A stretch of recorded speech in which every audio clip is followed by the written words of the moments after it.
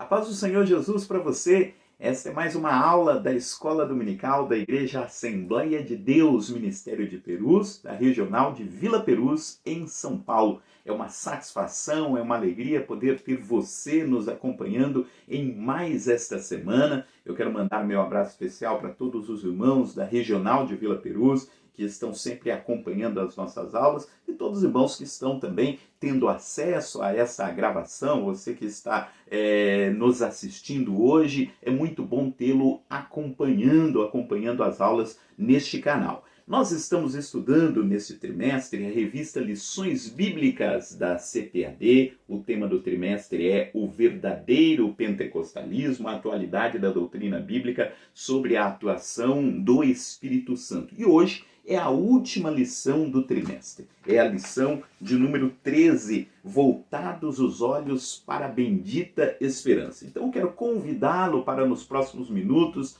estar aqui conosco, pensando, vamos refletir juntos sobre o tema da lição de hoje, a lição de número 13. E para tanto, a lição ela se baseia num texto bíblico que está no livro de Atos dos Apóstolos, capítulo 1, do versículo 6 ao versículo 11. Atos dos Apóstolos, capítulo 1, do versículo 6 ao versículo 11. E eu gostaria que você me acompanhasse ouvindo essa leitura que eu vou fazer agora. Aqueles, pois, que se haviam reunido, perguntaram-lhe, dizendo: Senhor, restaurarás tu neste tempo o reino a Israel? E disse-lhes: Não vos pertence saber os tempos ou as estações que o Pai estabeleceu pelo seu próprio poder, mas recebereis a virtude do Espírito Santo que há de vir sobre vós, e ser-me-eis testemunhas, tanto em Jerusalém como em toda a Judéia e Samaria, e até aos confins da terra. E, quando dizia isto, vendo eles, foi elevado às alturas, e uma nuvem o recebeu, ocultando-a a seus olhos. E estando com os olhos fitos no céu, enquanto ele subia, eis que junto dele se puseram 2 varões, vestidos de branco, os quais lhe disseram: Varões galileus, por que estáis olhando para o céu? Esse Jesus que dentre vós foi recebido em cima no céu, há de vir, assim como para o céu o vistes ir. Muito bem.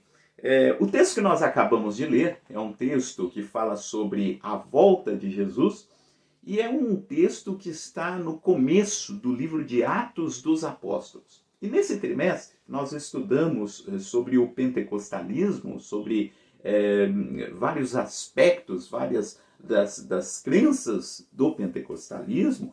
E com certeza, para você que acompanhou as aulas desse trimestre, hoje é a última aula do trimestre, você que acompanhou todas as aulas, com certeza o livro bíblico que foi mais citado nas aulas foi o livro de Atos dos Apóstolos. E por quê?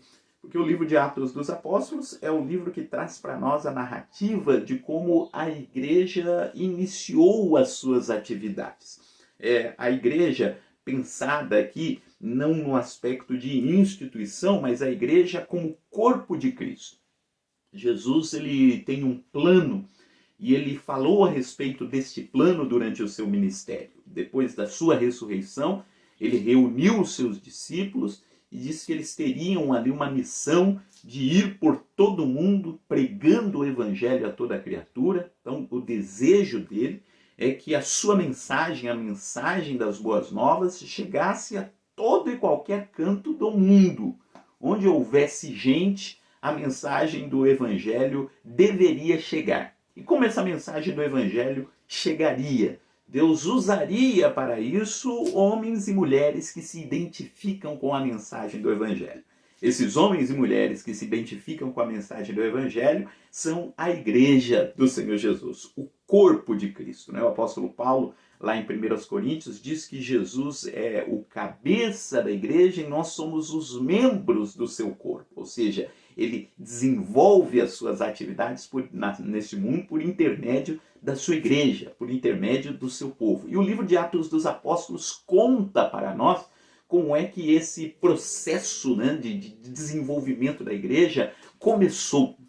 E é muito interessante que essa igreja de Atos dos Apóstolos, quando nós vamos estudando, nós vamos percebendo, nós usamos no decorrer desse trimestre o que essa igreja cria, o que essa igreja pregava, para poder entender, né, o que deve fundamentar o movimento pentecostal, ou que deve fundamentar as práticas pentecostais. E é muito interessante que neste capítulo 1, que é o capítulo inicial, né, que é o capítulo que conta Jesus voltando para o céu, e a última orientação dele ali para a igreja, e no momento em que ele está subindo aos céus, surge aqui uma conversa, surge aqui um diálogo, em que o assunto é a volta de Jesus.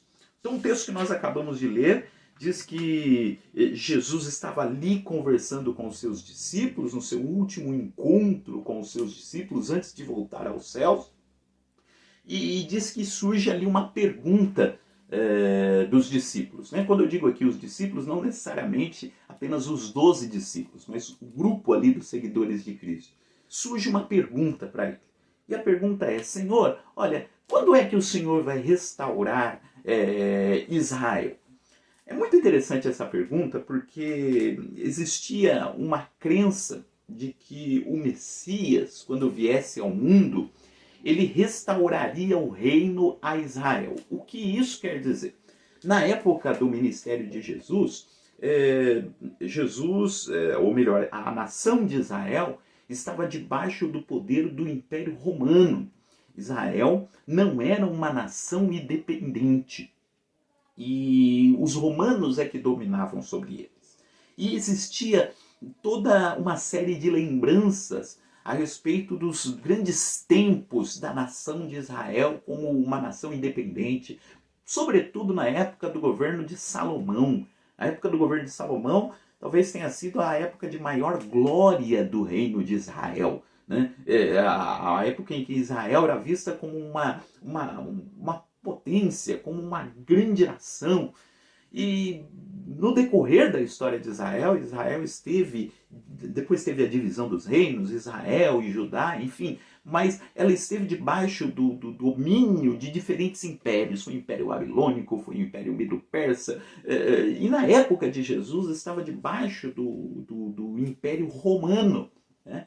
Tanto é que a gente não pode falar de um país, de uma nação Israel na época. Existiam ali as províncias da Judéia, província da Galileia, né, que eram regiões que estavam debaixo da autoridade do Império Romano. E existia uma crença ali naquela época que o Messias, quando viesse, o Messias restauraria o reino a Israel. E existiam até promessas bíblicas lá no Antigo Testamento que falavam a respeito disso. E acreditava-se que quando o Messias viesse, isso já aconteceria. Né? Ele tiraria a nação de Israel debaixo da autoridade do Império Romano, restauraria todas as coisas, enfim. E agora que chega o momento em que Jesus está voltando aos céus, depois de ter cumprido aqui a sua missão, ter morrido, ter ressuscitado, e surge a pergunta: e a restauração do reino de Israel? Como é que vai ficar esta parte da nossa esperança, da nossa crença no Messias, sendo que o Messias está voltando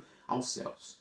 E aqui a resposta de Jesus, no versículo 7, é: não vos pertence saber os tempos ou as estações que o Pai estabeleceu pelo seu próprio poder. O que isso quer dizer? Os tempos e as estações. Tempos aqui é no sentido cronológico. Não pertence a vocês saber o tempo exato, a data, a hora em que Deus vai realizar aquilo que ele planejou. E a ocasião aqui, as estações, conforme está na tradução que nós lemos, diz respeito à ocasião correta, ao tempo, ou seja, ao momento ideal para que isso aconteça. Ele diz: olha, Deus tem os seus planos para restabelecer todas as coisas, e mais na frente, na história dessa igreja, algumas décadas depois, seria escrito o livro do Apocalipse, que mostra para nós que Deus ressalta mais uma vez o projeto de Deus em restaurar todas as coisas, em trazer a justiça reinando sobre todo o mundo. O livro do Apocalipse mostra isso para nós. Ou seja, Jesus responde aqui para os seus discípulos: olha, não cabe a vocês saber a forma exata como Deus pretende realizar todas essas coisas, como Deus pretende restaurar todas as coisas. E aliás, não era apenas, é claro que isso não é discutido aqui nesse texto, mas não era apenas a restauração de Israel, mas a Bíblia tem uma promessa para nós da restauração de todas as coisas. Lá no livro do Apocalipse isso é acentuado ainda mais. E aqui ele diz, olha, o foco de vocês nesse momento não deve se preocupar com isso. O foco de vocês nesse momento, naquele momento específico, era estar preocupado em voltar para Jerusalém e esperar pelo recebimento do poder. Ele diz no versículo 8, mas recebereis a virtude do Espírito Santo que há de vir sobre vós e ser-me-eis testemunhas tanto em Jerusalém como em toda a Judéia e Samaria até aos confins da terra. Então ele diz, vocês não devem estar preocupados com a forma como Deus vai restaurar todas as coisas no final dos tempos. O que vocês devem fazer é voltar para Jerusalém, porque lá vocês vão receber o poder do Espírito Santo, vocês vão se transformar em minhas testemunhas. Veja que coisa interessante que Jesus está propondo aqui para os discípulos, está explicando para eles. Talvez eles estivessem esperando uma forma em que Deus entraria na história e ele restauraria todas as coisas. E aí Jesus está dizendo, eu quero restaurar todas as coisas, mas isso vai começar, tem uma parte do plano que começa com vocês. Eu quero restaurar as coisas usando vocês. Eu preciso que vocês estejam cheios do Espírito Santo para que por onde vocês passem, vocês possam levar a boa nova do Evangelho. A restauração começa a partir daí, a partir da atividade da igreja que precisa ser cheia do Espírito Santo.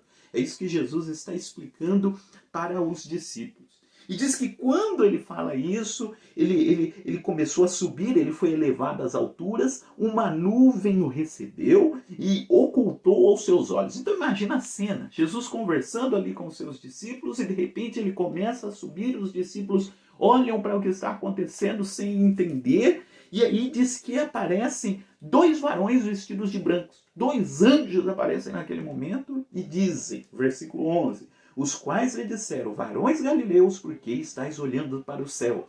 Esse Jesus que dentre vós foi recebido em cima do céu, há de vir assim como para o céu ouvistes. Eu quero frisar isso que os anjos falaram ali para aqueles homens, para aquelas pessoas que estavam ali vendo Jesus subir ao céu, e relacionar com a frase que Jesus tinha falado antes. Então Jesus disse que a preocupação deles ali naquele momento era que eles voltassem para Jerusalém, buscassem o Espírito Santo, que eles seriam recebidas de poder. Esse deveria ser o foco naquele momento. E aí depois os anjos aparecem dizendo que esse Jesus que eles tinham acabado de vir subindo voltaria também. Então, há uma relação entre o que Jesus falou sobre o ser cheio do Espírito Santo e o que os anjos falaram naquela ocasião, que é o de esperar Jesus voltar dos céus. Ou seja, enquanto nós aguardamos o retorno de Jesus, nós devemos ser cheios do Espírito Santo e cumprir a nossa missão aqui na Terra. Por isso que essa é a última lição do trimestre, que está falando sobre o pentecostalismo.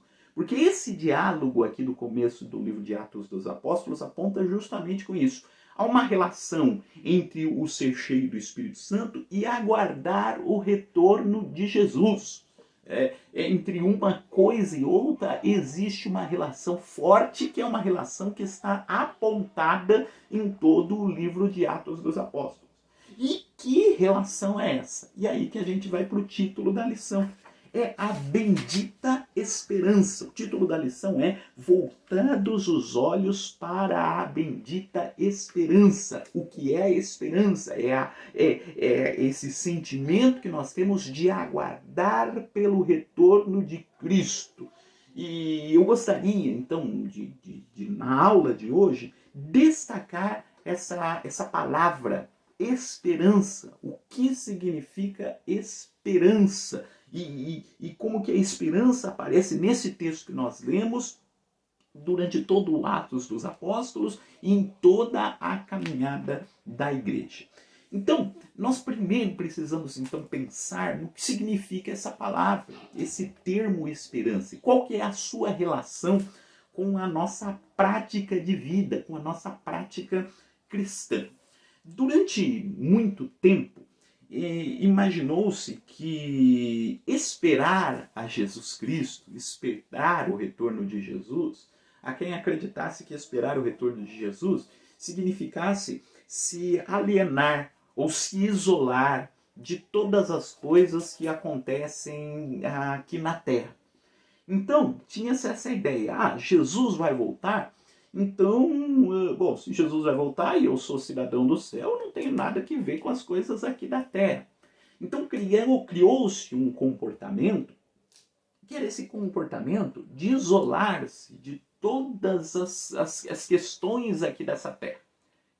Lógico, isso não é possível, mas criou-se esse discurso de que se deveria estar o mais distante possível de tudo o que acontecesse aqui, porque afinal de contas nós estamos esperando o porvir.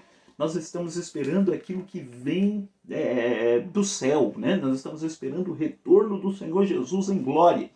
E aí cria-se esse discurso desse distanciamento, né, de tudo aquilo que acontece na Terra. No entanto, né, esse distanciamento de tudo que acontece aqui na Terra não tem a ver com esperança. Por quê? Às vezes a gente pensa que esperança é simplesmente no sentido de espera, né? No sentido de que Jesus vai voltar e eu estou esperando. Não. Na realidade, esperança, a ideia de esperança é uma ideia que promove ação. O que é ter esperança? Ter esperança é agir enquanto se espera algo maior. Quem tem esperança em alguma coisa se envolve o máximo que pode naquela causa, naquilo que ele está esperando. Veja, eu vou usar aqui um exemplo bem simples para a gente poder entender essa ideia de esperança. Imagine que você trabalha numa empresa e você tem esperança que você vai ser promovido. Você tem esperança que você pode alcançar um cargo de chefia. Quem tem esperança nisso, como é que ele vive? Né? Ou a pessoa que tem um cargo inicial numa empresa e tem esperança em chegar num cargo mais alto, ele vai trabalhar, ele vai se envolver, ele vai se dedicar, ele vai aprender, ele vai estudar, para que a sua esperança possa se concretizar. Se ele simplesmente cruzar os braços e dizer eu estou esperando isso vai acontecer e ele não se envolver, ele não está demonstrando esperança. Porque quem tem esperança que algo vai acontecer, ele faz o máximo possível para se envolver naquilo que lhe coloca esperança no seu coração. Um outro exemplo que eu gosto de usar é do noivo que está prestes a casar. Não sei se você que está me assistindo aí é casado ou solteiro, mas quando a gente marca a data do nosso casamento, o tempo que é os meses antes do casamento, talvez seja um dos meses mais movimentados da nossa vida. Parece tanta coisa para fazer, parece tanta coisa para resolver, né? Porque a gente tem a esperança daquele dia em que a minha esposa, a minha noiva, vai se tornar minha esposa e vai entrar bela, maravilhosa, vindo ao meu encontro, eu vou me casar com ela. E também a mesma coisa com relação à mulher, né? O momento em que ela vai entrar e vai se tornar esposa dele, enfim, essa esperança, e fica se imaginando sobre esse dia, mas antes que o dia chegue tem muita coisa para ser feita, tem muita coisa para correr atrás, tem muita coisa para fazer. Então veja, a esperança, ela acende em nós essa necessidade do envolvimento. E por que eu estou falando tudo isso? Estou falando isso porque esse capítulo 1 do livro de Atos dos Apóstolos aponta justamente nessa direção. É como se os anjos dissessem ali para aqueles homens e mulheres que estavam olhando para cima, vendo Jesus subir ao céu, dizendo ali para eles, olha, vocês vão esperar Jesus. Só que enquanto vocês esperam Jesus, porque Jesus vai retornar, Jesus vai voltar. Mas enquanto vocês esperam Jesus voltar, tem muita coisa para vocês fazerem. E essa muita coisa que tem para vocês fazerem, vocês só vão conseguir fazer se vocês forem cheios do Espírito Santo. Então faz o seguinte, vão lá para Jerusalém, busquem o poder do alto, Sejam cheios do Espírito Santo de Deus. Deus vai usar vocês, porque Deus tem muita coisa para fazer neste mundo antes que Jesus volte. Então eu quero dizer que a esperança é isso. A esperança no retorno de Jesus significa nós nos envolvermos o máximo possível nas coisas relativas ao reino de Deus, porque nós temos esperança que um dia Jesus vai voltar. Então eu estou falando tudo isso para dizer que essa bendita esperança que o texto está trazendo aqui para nós, que é o título da nossa lição, inclusive, não é uma postura de se isolar das coisas do mundo. A bendita esperança tem a ver com a minha espera por Jesus, e pelo fato de eu esperar Jesus, eu faço o que é possível ser feito aqui neste mundo para que mais pessoas conheçam também essa bendita esperança. Ou seja, Jesus vai voltar. Enquanto Jesus não volta, tem muita coisa que eu posso fazer aqui. Eu preciso influenciar o lugar onde eu moro, eu preciso influenciar o lugar onde eu trabalho, eu preciso, e aí faz o link com a última aula que nós tivemos na última lição, né? Eu preciso me tornar efetivamente um discípulo de Cristo. E por onde eu passar, eu influenciar mais pessoas para que vivam como Cristo. Jesus vai voltar, mas até que Jesus volte, mais pessoas precisam ficar sabendo do que é estar com Cristo, sabendo do que é imitar a Cristo, sabendo de fato quem é Cristo, né? E não saber apenas nominalmente. Veja, nós vivemos num país onde as pessoas sabem quem é Jesus. Eu creio que no contexto que a gente viva, talvez seja praticamente impossível alguém não saber quem é Jesus. Todo mundo ouviu falar de Jesus. Eu estou falando assim do personagem Jesus. Se você parar qualquer pessoa na rua, todo mundo já ouviu falar alguma vez na vida a respeito de Jesus. Então o que eu estou falando de se envolver nas coisas de Deus, é fazer com que, nas coisas do reino de Deus, é fazer com que as pessoas vivam como Jesus.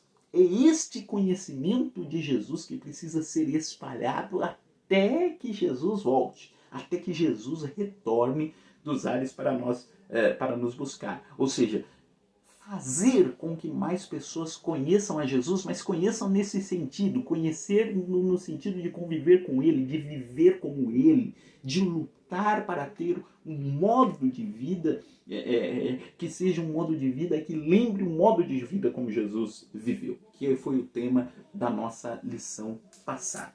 Então, eu falo tudo isso para destacar para você esse termo esperança.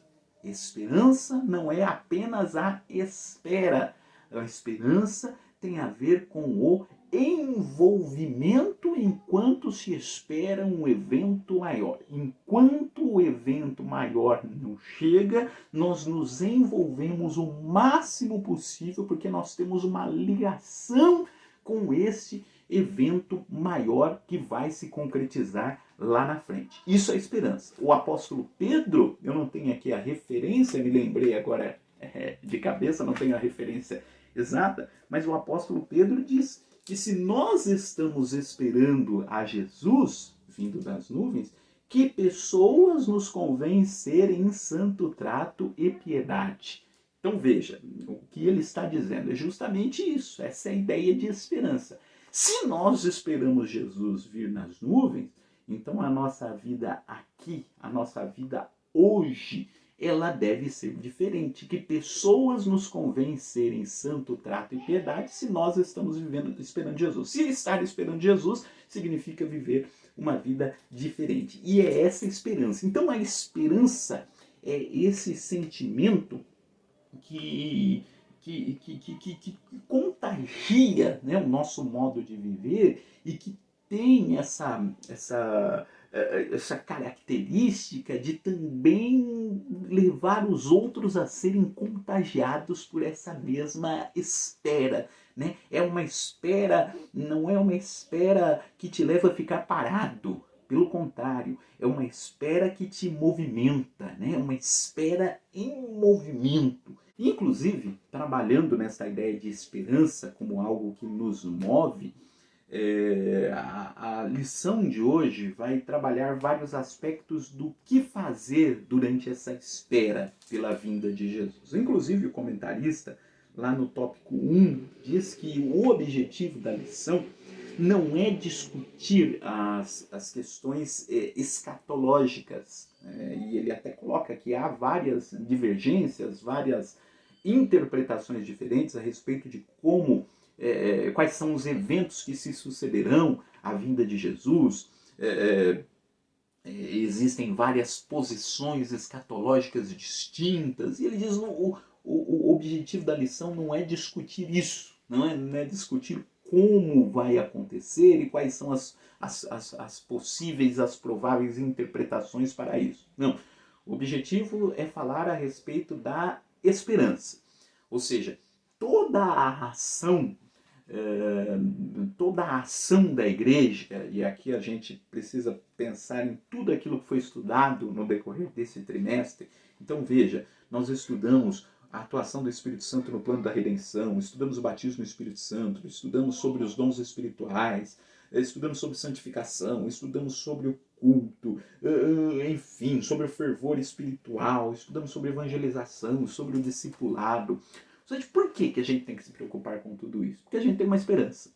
Ou seja, a gente faz tudo isso porque nós cremos que um dia nós viveremos num mundo onde a justiça reina de forma ideal, de forma plena, que é aquilo que o Senhor Jesus nos prometeu.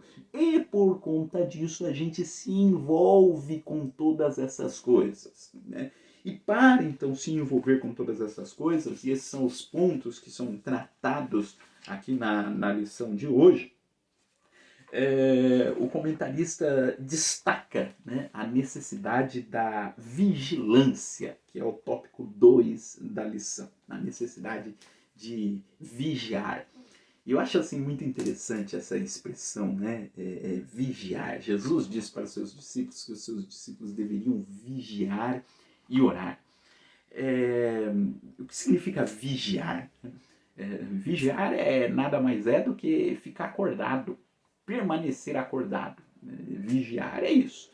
Às vezes você tem alguma coisa que precisa ser feita à noite, que precisa ser feita de madrugada. Se você dormir, você vai perder aquilo, né? Então você precisa se manter acordado. É o caso de quem trabalha de madrugada. É o vigilante que está nos acompanhando, você que trabalha como vigilante, enfim, sabe bem como que é isso. É lutar contra os seus próprios instintos para permanecer acordado. Porque você sabe, se você dormir, aquilo pode ser muito prejudicial para você. Então, o que é vigiar? Vigiar é lutar contra si mesmo, lutar contra os seus próprios instintos, lutar contra as suas próprias vontades, porque você tem um bem maior que precisa ser cumprido, né? Eu sempre conto de uma experiência que tive há algum tempo, quando eu precisei participar de um evento em Curitiba, e fui de carro, e quando fui voltar para São Paulo, houve um acidente no meio do caminho. E na realidade o acidente já tinha acontecido alguns dias anteriores, e era um acidente com um caminhão, e justamente no dia que eu estava voltando, resolveram fechar a pista para tirar o caminhão de lá. Só que a situação era bem complicada, né? E demorou 5 horas para fazerem todo esse serviço de limparem a pista, tirarem, e os carros ficaram parados ali esperando. E eu tive que ficar esperando ali, não podia dormir, estava bem cansado, mas não podia dormir, porque não sabia em que momento que iam liberar a pista, né? Depois foi liberada à noite, e aí estava aquele cansaço, aquele sono, e eu precisava lutar contra os meus próprios instintos do sono, porque eu não podia perder a agilidade ali do volante, né? Tive que parar ali no posto, tomar uma água, tomar um café e seguir, fazer o máximo possível para que eu não dormisse, para que o sono não viesse sobre mim e e podia inclusive provocar um acidente. Tinha que permanecer atento, usar todas as ferramentas possíveis, né, para que eu pudesse ficar acordado. Isso é o vigiar. Veja, é você ter um instinto que é muito forte, que é algo que vem dentro de você, você precisa lutar contra aquilo para permanecer acordado. Então, quando a gente fala de vigiar, no sentido que a lição está falando sobre para nós, o que é ser vigilante? Significa lutar contra todos os sentimentos, contra todas as coisas que nos serão oferecidas. Então nós vivemos num mundo em que, embora nominalmente eu possa me declarar cristão, embora eu possa usar slogans e dizer que eu sou cristão, que eu sirvo a Deus, enfim, não há nenhuma dificuldade no país em que nós vivemos para que a gente possa se expressar desta forma. No entanto, nós vivemos constantemente num mundo que vai nos afrontar não quanto ao dizer que nós somos cristãos, mas como ao viver como cristão. Né? Os princípios que Cristo nos ensinou são constantemente confrontados. E é muito mais fácil eu me deixar levar por esse desejo de não seguir como Cristo. Como é muito mais fácil quando você está com muito mais sono, é muito mais fácil você dormir. É a coisa mais fácil que existe. Né? O difícil é lutar contra o sono. E vai ser muito mais fácil eu negar os princípios que eu aprendi com Cristo do que lutar contra esse desejo e procurar ser como Cristo. Então é nesse sentido que eu entendo o termo vigiar. Essa luta constante para muitas vezes ir na contramão daquilo que me é oferecido. Viver uma vida, não uma vida comum, uma vida de acordo com os valores que se afrontam aquilo que a Bíblia diz, mas lutar contra isso, lutar contra os meus próprios instintos para ficar acordado, esperando que Jesus volte. Então veja, esse é o sentido da vigilância. Enquanto nós aguardamos a vinda de Jesus, nós precisamos estar vigilantes, precisamos estar acordados, precisamos estar sóbrios, precisamos estar com uma fé que seja uma fé sóbria, sabe? Uma fé consciente. Isso tem a ver com esperança. Esperança é ter uma fé consciente. E ser vigilante significa ter essa fé consciente. E o outro ponto que o comentarista vai apontar aqui para nós, ponto que ele vai apontar, né? Vai ser uma redundância, mas veja, é o viver em fidelidade, ser fiel aos princípios que o Senhor Jesus nos ensinou. E ele diz que essa fidelidade é uma virtude cristã. Né? É a fé, né? Pensada não no sentido de que eu preciso de algo e eu vou pedir a Deus e Deus vai me dar aquilo que eu preciso. Mas é a fé no sentido de permanecer no reino de Deus, ou ao lado dos princípios do reino de Deus por um longo tempo. É manter-se fiel, é ter esta fidelidade, né? Atuando nas nossas vidas. Então essas duas expressões, né, a vigilância e a fidelidade, são imprescindíveis para nós enquanto nós aguardamos o retorno de Cristo. E quando nós falamos de esperança, nós falamos disso, né? Ter esperança não significa se isolar daquilo que acontece. Por muitas vezes, como eu já disse, criou-se essa ideia de que o crente ele fala sobre o céu porque é uma forma dele escapar da realidade aqui, é uma forma dele não pensar no problema que ele tem que enfrentar aqui, então é uma forma de se alienar, enfim. E não, a gente pensa sobre o céu justamente porque nós queremos e nós acreditamos que Deus nos fez uma promessa que é a de superar todos esses problemas aqui. Porque nós queremos que o mundo seja de uma forma diferente e nos preocupamos com a forma que o mundo está, nós acreditamos, nós esperamos na restauração final de todas as coisas. Essa é uma crença fundamental do pentecostalismo. né? Tem o famoso slogan, né? Que Jesus salva, cura, batiza com o Espírito Santo e voltará. Esteve presente desde o início do pentecostalismo, inclusive adotado até a Igreja do Evangelho Quadrangular, usa inclusive esse slogan, é um slogan que remonta lá, né, ao princípio do pentecostalismo moderno.